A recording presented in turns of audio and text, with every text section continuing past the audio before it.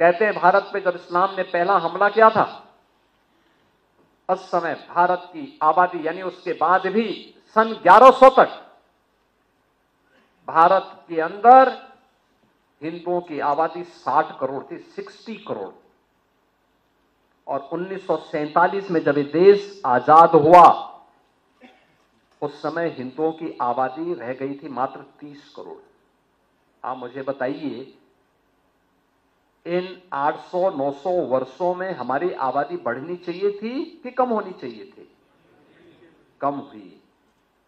हम 60 करोड़ से 30 करोड़ पे आ गए, यानी आबादी ही नहीं घटी, हमारी खेती के उत्पादन को भी कम कर दिया गया। ये आबादी जो कम हुई, आक्रांताओं ने ही मारा नहीं, बल्कि भूख से मरे, बीमारी से मरे,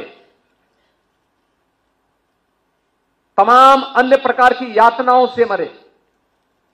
विदेशी दास्ता ऐसे ही होती है। इस देश पे वही किया गया, इस देश पर अत्याचार किया गया, उसका शोषण किया गया।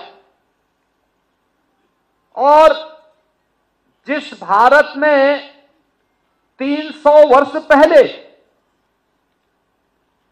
आधी से कम आबादी खेती पर निर्भर करती थी, आधी से अधिक आबादी उद्योग धंधों में लिप्त थी, बड़े उद्योग नहीं, यहां पे कल कारखाने थे, लघु सीमांत और लघु और कुटीर उद्योगों का एक जाल फैला हुआ था।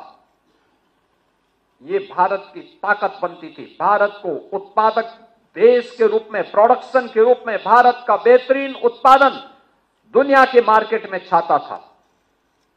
दुनिया का व्यापारी यहां आता था, यहां से लेके जाता था, यहां से व्यापारियों का काफला अपना सामान पहुंचाता था। क्या नहीं था भारत के पास? सब कुछ तो था।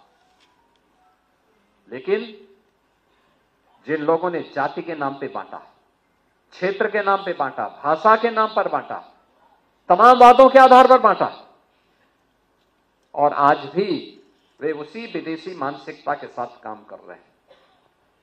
समाज को विभाजित कर रहे हैं, विभाजन कर रहे हैं, बांट रहे हैं, काट रहे हैं। वे लोग इस स्वदेशी अभियान में भी तमाम प्रकार की उंगलियां उठाएंगे।